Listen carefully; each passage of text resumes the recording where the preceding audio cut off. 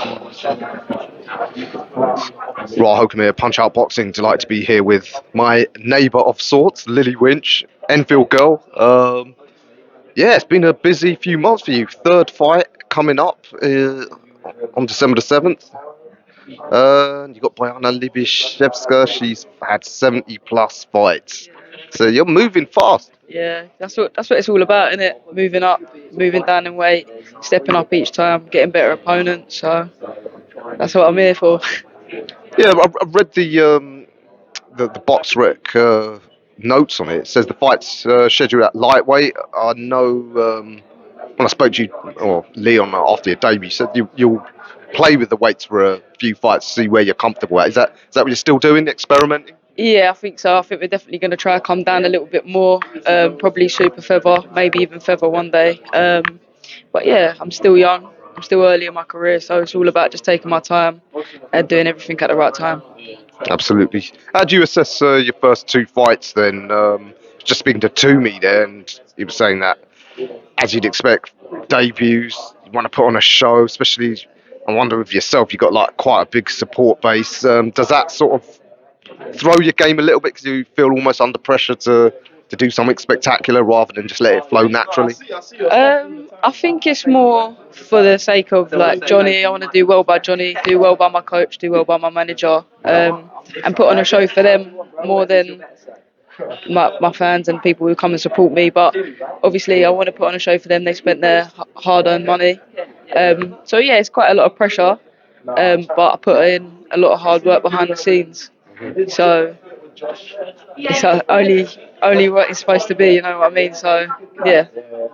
Yeah, have you seen much of Bojana? Like I said, because she's such a veteran, she's fought probably just about every girl from flyweight up to lightweight.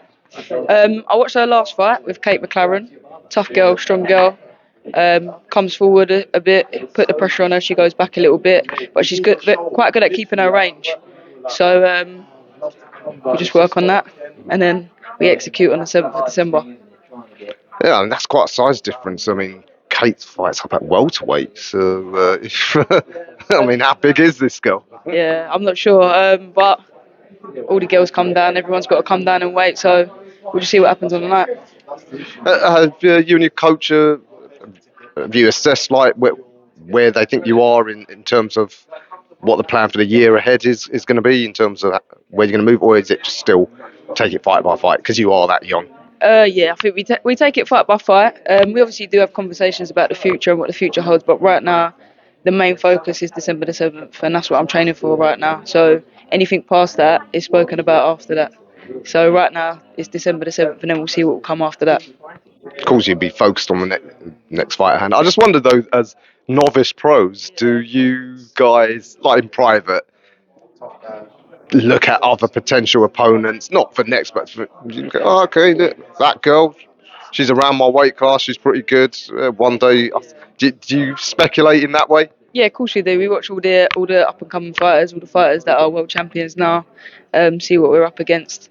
And when I'm not in camp, we can work on things about that. But now I'm in camp, we're focusing on the fight at hand. But we do have those conversations in private. I have the conversations with my manager and with my coach, and we discuss as a team what the future is going to hold for us. But we just take it fight by fight. I wonder with some of the girls that you spar as well, in the back of your mind, you think, yeah, one day I might be fighting you. And do you ever discuss? I mean, I know you do a lot of sparring with Nina, I know, but Nina's really just looking for her last couple of big fights. I doubt you two will ever fight, but maybe the girls who are a bit close to your age and your weight, in the back of your mind, do you like look at each other like, yeah, one day we're going to fight, or do you even discuss it? Like, We don't discuss it now. I think everyone has that in the back of their mind. With girls, the weight fluctuates, so you can go up, down, up, down. A lot of the girls go up and down, and there's not a lot in it with the girls. So you can fight anyone. You can literally fight anyone. So obviously you've got to keep a close eye on who you spar. But also it's about knowing my level right now, where I'm at right now, and not rushing it, and making sure I'm timing everything right. yeah, absolutely. Yeah, this game's very much about timing. Um, Yeah, do you follow the sport as a fan? I mean, the women's games, some huge fights have happened and are happening. Katie Taylor, maybe her last hurrah against Serrano. Things like that. Do you follow it? Yeah, of course I do. I like Katie Taylor. I like the way she carries herself as well. I think the Serrano fight is a good fight.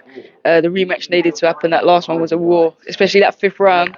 Me and my mum watched it together, and we were like, "Cool, bloody hell!" But she come back and she won it. So it's a good fight for women's boxing as well. Obviously, putting it on the map again. But yeah, I do follow it. I love it, and my mum follows it as well. I think she follows it more than me sometimes. Oh, fantastic. Um, Tell me, what's a dream fighter that you'd like to say just spar with, like on the world scene, just to see how good they are? I'd love to spar Katie Taylor. She's like the top woman in women's boxing, let alone in her weight. So to spar her obviously is like a dream come true for I think for any woman fighter. So yeah, I think right now Katie Taylor for me. Yeah. Yeah, absolutely. The other Irish girl was Shauna O'Keefe. Spoke to her a while ago. That for a lot of you around that weight class could be perfect timing because Katie has been such a titan of the women's game, but looks like on the last couple of fights now.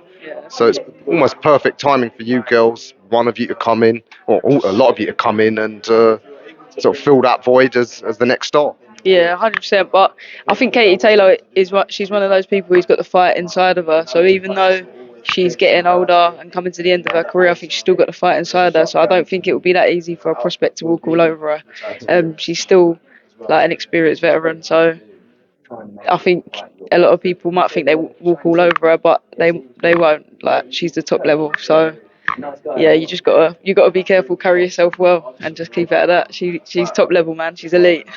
Yeah, absolutely. She's arguably the greatest ever. No, Clarissa would argue with that.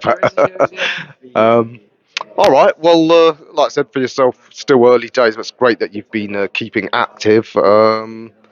Yeah, so I guess we'll just see improvements hopefully in a month and then a big 2025. Yeah, 100%. That's the aim. Big 2025. Get this one out of the way, and then see what the next year holds for us. You know, Enfield's never had a great boxer, so I'm counting on you.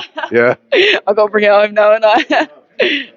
do it for Enfield. All right, Lily, good luck on December the 7th, and yeah, we'll see you in a month. Cheers.